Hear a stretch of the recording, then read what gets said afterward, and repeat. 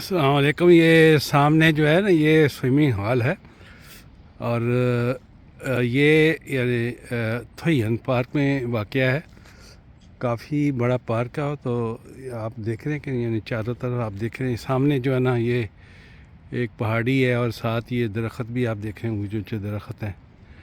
और इधर जो है ना आप देख रहे हैं कि ये बाग है, यानी काफ़ी बड़ा बाग है यहाँ, यानी ये यहाँ से शुरू होता है तो आगे तक, यानी ये सड़क तक जाता है। और ये साथ ये नर्सरी स्कूल है।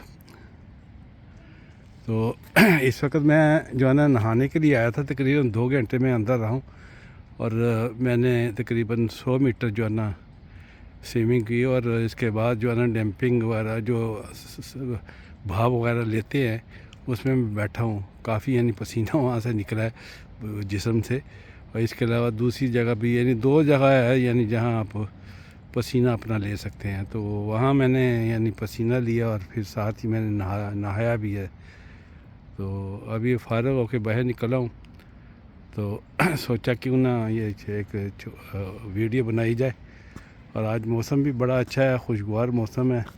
यानी ये विंटर का मौसम है। आज यानी दिसंबर की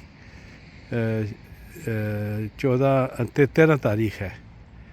और लेकिन अगर टेम्परेचर को देते तो 4-5 जा रहा है प्लस में। तो बड़ा अच्छा मौसम है। और यानी ठंड भी ज़्यादा नहीं है। ये है कि जैकेट के बगैर तो